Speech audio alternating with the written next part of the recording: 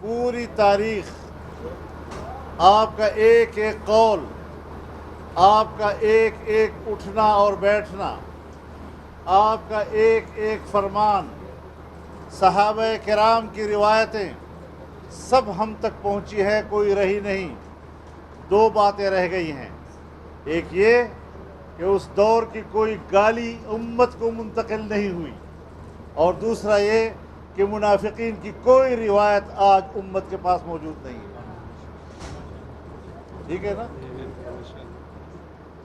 تو انشاءاللہ یہ میں اس لیے کہہ رہا ہوں، آپ کو تاریخ اور شریعت کے حوالے سے ان کا مستقبل معلوم ہونا چاہیے کہ نہ ان کی گالیاں تاریخ میں رہیں گی اور نہ ان کا منافقانہ کردار، اور نہ اس حوالے سے ان کے خرافات کبھی تاریخ میں نقش نہیں ہوں گے۔ تاریخ پر اگر نقش ہوں گے تو آپ ہوں گے، آپ کی قربانیاں ہوں گی، آپ کی آواز ہوگی اور آپ کا نعرہ تکبیر ہوگا۔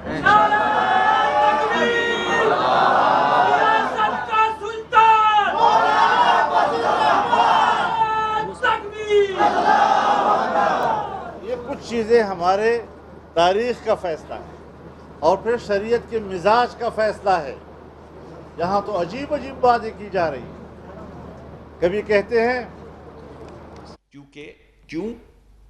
کیونکہ تم اپنے بیٹے کی کمپنی، جو ایک اور بیٹے کی وجہ سے صرف ویزا لینے کے لیے بنائی گئی کچھ مہینوں کے لیے، کیونکہ وہ ایگزائل میں تھے اور ملک آنے پہ واپس پابندی تھی جہاں سے ویزا مل سکتا تھا، لیکن کیونکہ تم اپنے بچے کی کمپنی میں ایک ڈائریکٹر تھے اور اس ڈائریکٹر ہونے کے حوالے سے وہ تنخواہ لے سکتے تھے، اگرچہ تم نے نہیں لی مگر کیونکہ لے سکتے تھے، اس وجہ سے تم اب صادق اور امین نہیں رہے۔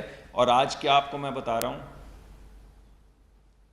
کہ $1.2 ملین ایک غیر ملکی کمپنی بھیجتی ہے ووٹون کرکٹ کلب کو، جہاں پہ کون مہمان خصوصی ہیں؟ عمران خان، جہاں پہ یہ پشاور پرورٹس اور فیصل آباد فدا مکز جو ہیں وہ کرکٹ کھیل رہے ہیں، اور اس کی آڑ میں ہو کیا رہا ہے کہ $1.2 ملین کی فورن فنڈنگ آ رہی ہے، فورن کمپنی کی فنڈنگ آ رہی ہے، جو کہ پی ٹی آئی کے اکاؤنٹ میں جا رہی ہے۔ چلے، ایک ہو گیا۔ دوسرا کیا ہوا؟ ایک اور ملک، کوئی اور ملک، اس ملک کی کابینہ کے کوئی رکن 2 ملین فارن فنڈنگ کیس کیا ہے؟ اسرائیل کا پیسہ اور ہندوستان کا پیسہ ہے۔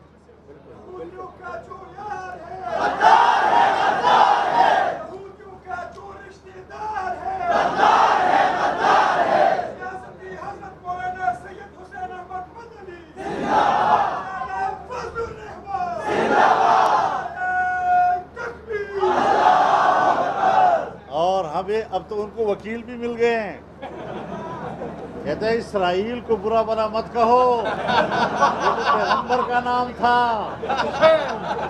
وکیل بھی مل گئے ہیں۔ اب ان جہلا کا کیا کریں؟ اللہ رب العزت تو بنی اسرائیل کا لفظ استعمال کرتے ہوئے فرماتا ہے، لعن الذین کفروا من بنی اسرائیل علی لسان داؤد۔ پھر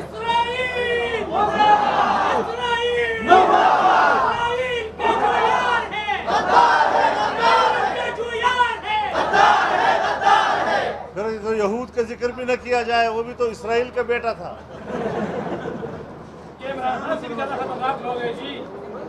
جس پر اللہ رب العزت فرماتے ہیں کہ ان کے لیے ذلت و مسکرت لکھی گئی ہے، ان پر لعنت بھیجی گئی ہے۔ ایسے ایسے لوگ ملاؤں کے لباس میں، جاہلوں کے لباس میں ان کو وکالت مہیا کر رہے ہیں۔ یہود اور اسرائیل پر بھی لعنت، اور ان کی وکالت کرنے والوں پر بھی لعنت۔ اسرائیل کا جو وکیل ہے غدار ہے، غدار۔ اسرائیل کا جو وکیل ہے، اسرائیل کا جو وکیل ہے۔ اسی لیے میں اپنی جماعت کے کارکنوں سے کہتا ہوں کہ کہ جن لوگوں کو جماعت سے فارغ کیا گیا یہی عمل تطہیر تھا، بلا وجہ نہیں کیا ہم نے، ہم اندھے نہیں تھے۔ تو یہ ساری وہ صورتحال، اب آپ مجھے بتائیں کہ ہم نے پورے ملک نے متحد ہو کر ان کا مقابلہ کیا ہے۔ کیا وجہ ہے کہ آج پاکستان کی سیاست میں مذہبی لوگ، سیکولر لوگ، قوم پرست لوگ، نیشنلسٹ لوگ، ہر طبقہ فکر کے، دائیں بازو، بائیں بازو، سینٹرلسٹ، سب اکٹھے ہیں۔ سب کے اکٹھے ہونے کا معنی یہ ہے کہ وہ اس کو فتنہ سمجھتے ہیں، ملک کی بقا کے لیے جنگ لڑ رہے ہیں ہم لوگ۔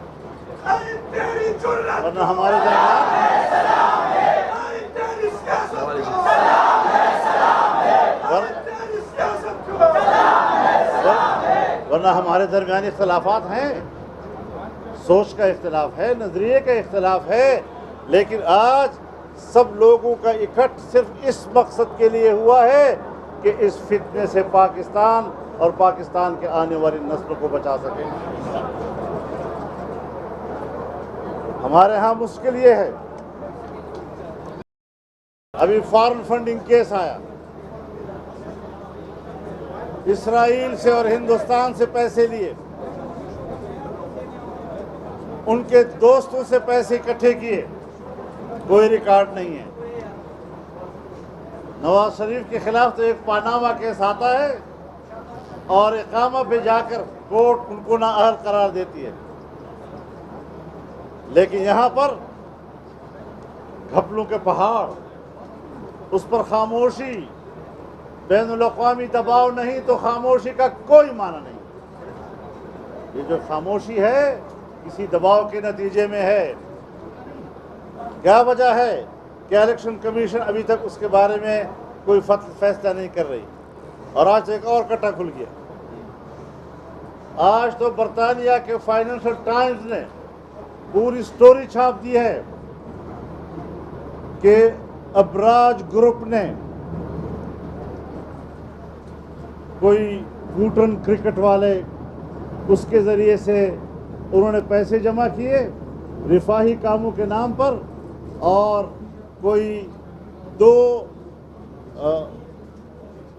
ملین سے زیادہ ڈالر سے زیادہ $2 ملین سے زیادہ یہ پارٹی کے فنڈ میں گئے ہیں۔ کیوں خاموشی اختیار کی جا رہی ہے؟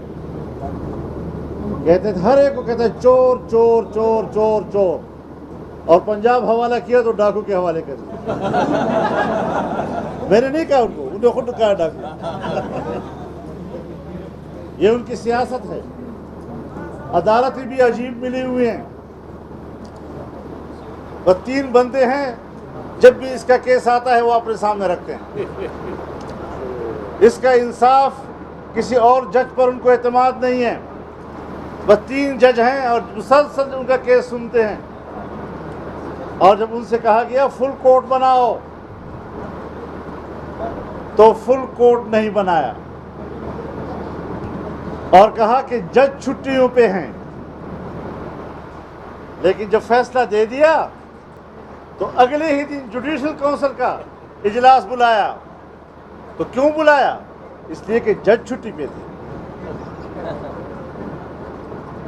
فل کورٹ نہیں بنایا کہ جج چھٹی پہ، جوڈیشل کانفرنس اسی لیے بلائی کہ جج چھٹی پہ۔ اور جس طریقے سے جوڈیشل کونسل کا فیصلہ آیا ہے اور جس طرح